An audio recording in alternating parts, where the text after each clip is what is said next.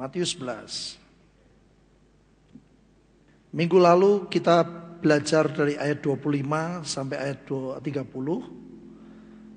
Kita lihat ayat yang ke-25 saja. Pada waktu itu berkatalah Yesus, "Aku bersyukur kepadamu Bapa, Tuhan langit dan bumi, karena semuanya itu Engkau sembunyikan bagi orang bijak dan orang pandai. Tetapi Engkau nyatakan kepada orang kecil, ya Bapa, itulah yang berkenan kepadamu."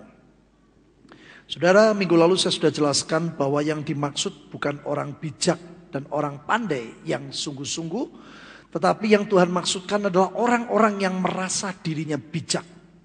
Orang-orang yang merasa dirinya pandai.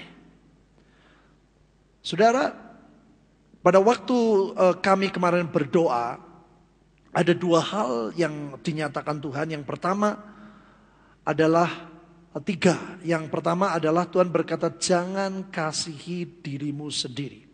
Dan ini saya harus bagikan kepada siapapun yang saya temui. Ya, kenapa saudara tidak boleh mengasihi diri saudara? Karena Tuhan itu sudah mengasihi saudara. Kalau saudara masih mengasihi dirimu, Tuhan angkat tangan. Tapi kalau saudara angkat tangan, dia turun tangan mengasihi saudara. Itu luar biasa sekali saudara.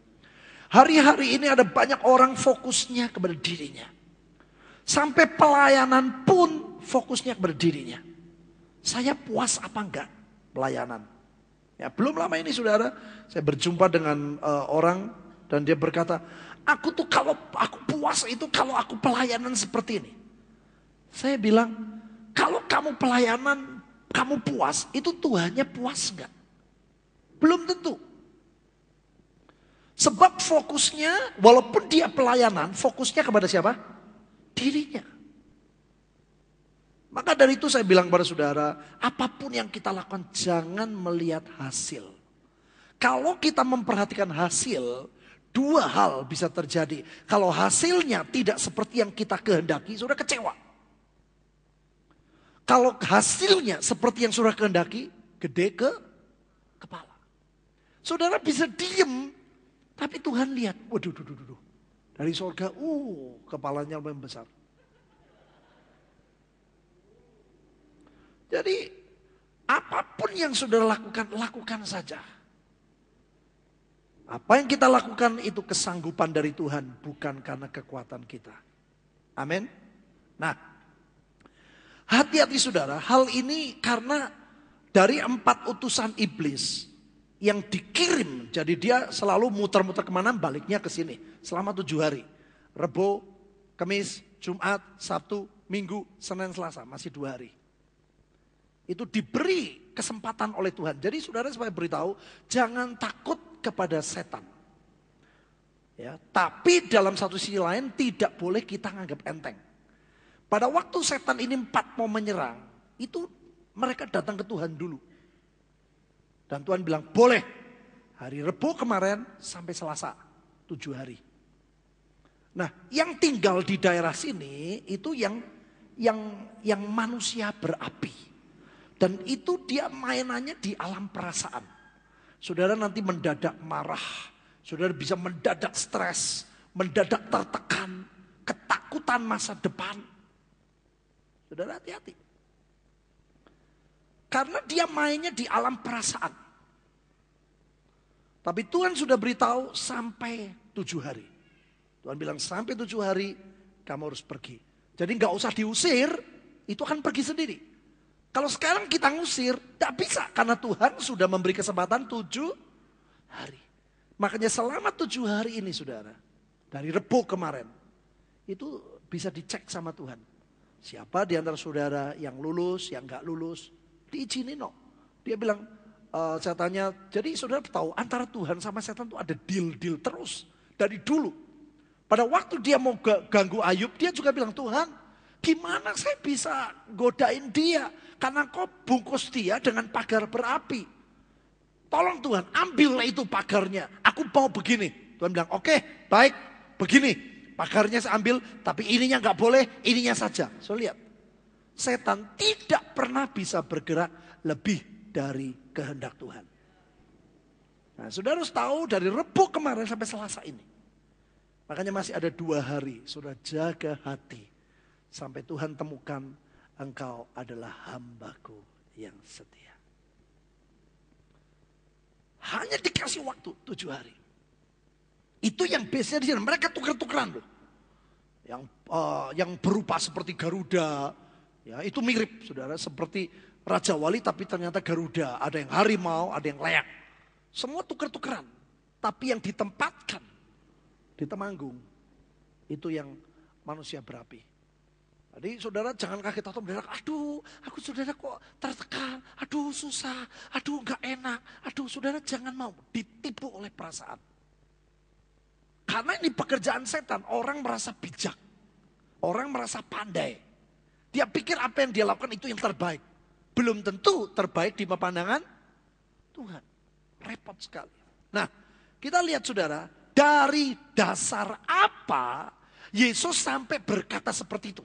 Aku bersyukur, itu kau sembunyikan. Saudara perhatikan dari pasal 11. Ada 3 peristiwa yang terjadi dengan bersama-sama. Dan itu cukup menyesakkan hati Tuhan. Yang pertama, itu terjadi di ayat 16 sampai ayat yang ke-19. Kalau sudah lihat, dengan apakah akan kuumpamakan angkatan ini, kata Tuhan. Mereka itu seumpama anak-anak yang duduk di pasar dan berseru kepada teman-temannya. Kami meniup seruling bagimu tetapi kamu tidak menari. Kami menyanyikan kidung duka tetapi kamu tidak berkabung. Yesus bertemu dengan orang-orang Israel yang menantikan juru selamat. Yang mengharapkan juru selamat itu datang. Tapi begitu Tuhan datang mereka nggak respon. Oh Tuhan pikir dia suka seruling. Dia pakai aliran seruling mungkin lagu-lagu campur sari. Mereka nggak goyang. Oh Tuhan lihat. Oh mungkin dia sukanya lagu-lagu yang melankolis kidung duka. Dinyanyiin. Juga tidak bereaksi. Sampai ayat yang ke-18. Karena Yohanes datang, ia tidak makan dan tidak minum. Dan mereka berkata, ia kerasukan setan. Bayangin saudara. Sudah tidak respon, ngomel-ngomel, ngomong-ngomongin, ngata-ngatain. Terus, kemudian anak manusia datang, ia makan dan minum. Dan mereka berkata, lihatlah, ia seorang pelahap dan peminum. Sahabat pemungut cukai, sahabat orang berdosa. Bayangin saudara. Itu menyesakkan hati Tuhan. Dia dikirim Bapak karena pengen selamatin. Yang mau diselamatkan. Kayak gitu saudara. Dan saudara kalau kita belajar seperti itu. Saudara, oh itu pasti orang lain. Hati-hati saudara. Karena pada waktu Ibu Nani berdoa di sini. Dia dapat penglihatan air terjun yang begitu luar biasa. Dia sedih karena lihat ada banyak orang di antara kita yang santai. Artinya tidak begitu membutuhkan saudara. Air begitu disediakan Tuhan. Maunya Tuhan sediain kita gentong yang gede. Atau apa yang besar untuk menampung. Untuk mempersiapkan di masa-masa susah. Baik rohani, jiwani, tubuh, ekonomi. Tuhan pengen sudah beri tempat yang gede. Kapasitas yang terbesar. Itu maunya Tuhan. Yang percaya katakan. Tapi Tuhan lihat ada banyak kita yang gak respon saudara. Bahkan dia lihat ada orang-orang yang pakai cangkir kecil. Nah kalau pakai cangkir minum sekali, habis saudara.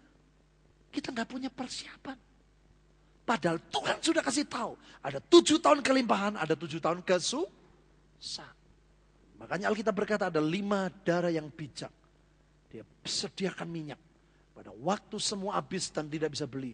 Minyaknya tetap dipakai dan pelita tetap menyala. Hari-hari ini pergunakan baik-baik. Saudara dengar bagaimana.